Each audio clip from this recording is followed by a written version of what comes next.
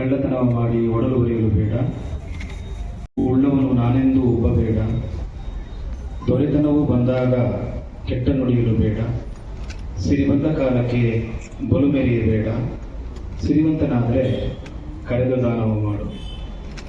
ಎಲ್ಲರೂ ಮಾಡುವುದು ಹೊಟ್ಟೆಗೆ, ಬಟ್ಟೆಗೆ, ತುತ್ತು ಹಿಟ್ಟಿಗೆ. ಜಗದ್ಗುರು ರೇವಣಸಿದ್ದೇಶ್ವರರ ಸನ್ನಿಧಿಯಲ್ಲಿ, ಕುಲದೈವ ಬೀರಲಿಂಗೇಶ್ವರ ಸ್ವಾಮಿ ಸನ್ನಿಧಿಯಲ್ಲಿ ಸಂತ ಭಕ್ತ ಕನಕದಾಸರನ್ನ ಸ್ಮರಣೆ ಮಾಡಿ ಇವತ್ತು ಸೋಮಶೇಖರ್ ಅವರ ಹುಟ್ಟುಹಬ್ಬ ಆಚರಣೆ, ಅವರ ಜನ್ಮದಿನದ ಶುಭಾಶಯಗಳನ್ನೆಲ್ಲರೂ ಕೂಡ ಆರೈಕೆ ಮಾಡಲಿಕ್ಕೆ ಆಗಮಿಸಿದ್ದೀವಿ. ಸೋಮಣ್ಣ ಒಂದು ರೀತಿ ಸ್ನೇಹಪರ ಜೀವಿ, ಎಲ್ಲರನ್ನೂ ಪ್ರೀತಿಸ್ತಾರೆ. ಇಲ್ಲಿ ಅರುಣ್ ಸೋಮಣ್ಣ ಅವರು, ರವೀಂದ್ರ ಅವರು ಬಂದಿರೋದೇ ಸಾಕ್ಷಿ. ಯಾವುದೇ ಜಾತಿ, ಮತ, ಪಂಥ ಎಲ್ಲವನ್ನೂ ಮೀರಿ ಎಲ್ಲರನ್ನೂ ಪ್ರೀತಿಸುವಂಥ ಒಂದು ಹೃದಯವಂತ ಸೋಮಶೇಖರ್ ಅವರು. ಅವ್ರಿಗಿನ್ನೂ ಭಗವಂತ ಒಳ್ಳೇದು ಮಾಡಿ ಆಗಲಿ ಅಂತೇಳಿ ಹಾರೈಸ್ತೀನಿ. ನೀವೆಲ್ಲ ಸ್ನೇಹಿತರು ಬಂದು ಹಾರೈಸಿದೆ, ಒಳ್ಳೆಯದಾಗಲಿ ಅನ್ನೋ ಮಾತನ್ನಷ್ಟೇ ಸಂದರ್ಭದಲ್ಲಿ ಹೇಳಿ ಎಲ್ರಿಗೂ ಶುಭ ಕೋರಿ ನಾನು ಮಾತನಾಡ್ತೀನಿ. ನಮಸ್ಕಾರ. ಪರಮ ಪೂಜ್ಯ ಜಗದ್ಗುರುಗಳವರ ಪಾದಾರವಿಂದಗಳಿಗೆ ನನ್ನ ಭಕ್ತಿಪೂರ್ವಕವಾದಂಥ ಪ್ರಣಾಮಗಳನ್ನು ಸಮರ್ಪಣೆ ಮಾಡ್ತಾ, ಇವತ್ತು ಸೋಮಶೇಖರ್ ಅವರ ಹುಟ್ಟುಹಬ್ಬದ ಸಂಭ್ರಮ.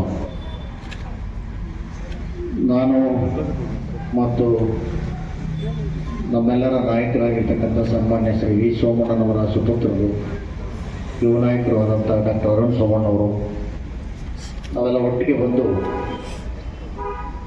ಸೋಮಶೇಖರ್ ಅವರಿಗೆ ಹುಟ್ಟುಹಬ್ಬದ ಶುಭಾಶಯಗಳನ್ನು ಕೋರಿ ಇಡೀ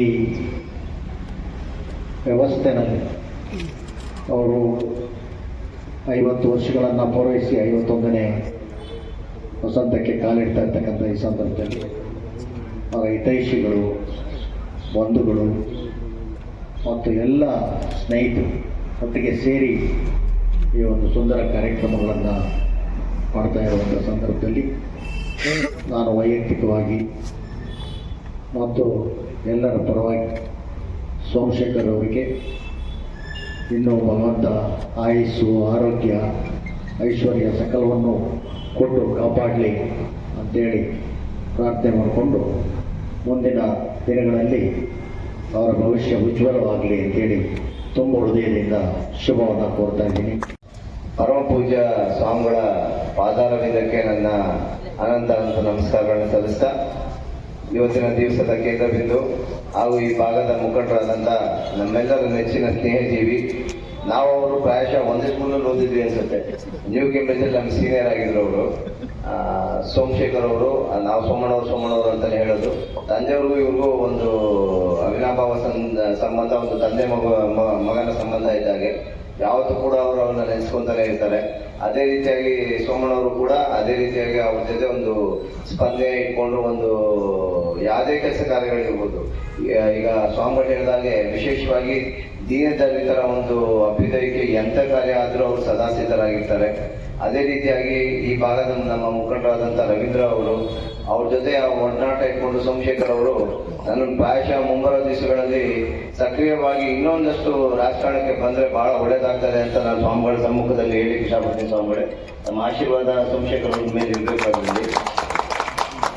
ಈ ಭಾಗದ ನಮ್ಮ ಮಂಡಲದ ಅಧ್ಯಕ್ಷರಾದಂಥ ರಾಮಾಂಜಲಿ ಸರ್ ಇದ್ದಾರೆ, ಅವ್ರಿಗೂ ಕೂಡ ಒಳ್ಳೇದಾಗಲಿ ಅಂತ ಕೇಳ್ಕೊಂತ, ವಿಶೇಷವಾಗಿ ಸೋಮಶೇಖರ್ ಅವರು, ಅವರ ದಂಪತಿಯವರು ಮತ್ತು ಅವರ ಇಡೀ ಕುಟುಂಬಸ್ಥರಿಗೆ ದೇವರು ಆಯುರ, ಆರೋಗ್ಯ, ಐಶ್ವರ್ಯವನ್ನು ನೀಡಿ ಅವರ ಸಕಲ ಇಷ್ಟಾರ್ಥಗಳನ್ನ ಪೂರೈಸಲಿ ಅಂತ ಕೇಳ್ಕೊಂತ ನನ್ನ ಮಾತುಗಳನ್ನ ಮುಗಿಸ್ತೀನಿ.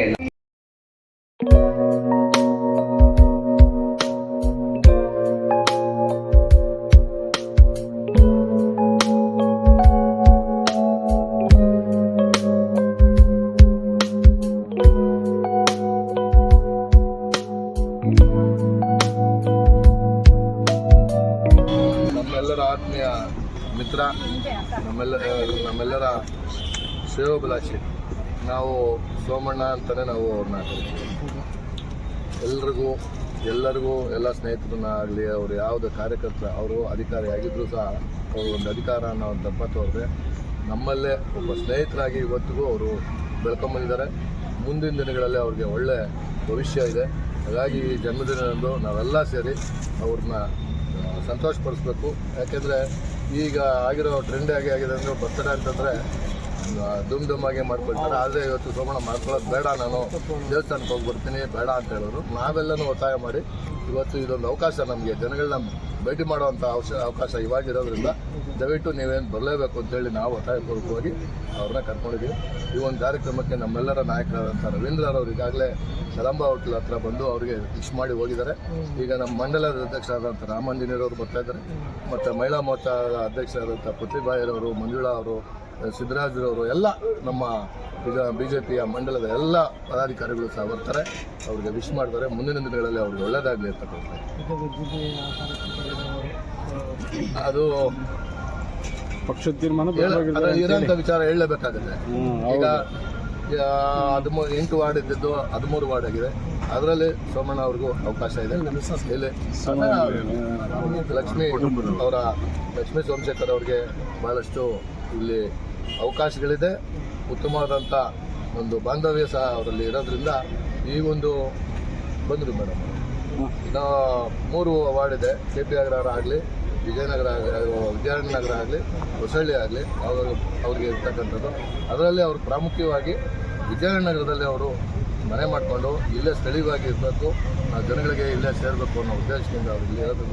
ಮುಂದಿನ ದಿನಗಳಲ್ಲಿ ಒಳ್ಳೆಯದಾಗಲಿ ಅಂತೇಳಿ ಸೋಮಶೇಖರ್ ಸರ್ ಹಿಂದೆ. ಸೊ ನಿಮಗೆ ಅವರು ಇರ್ತಾರೆ. ಸೊ ಈಗ ಏನು ಹೇಳೋಕ್ಕೆ ಇಷ್ಟಪಡ್ತಾರೆ ನಾವು ಉದ್ದಪ್ಪ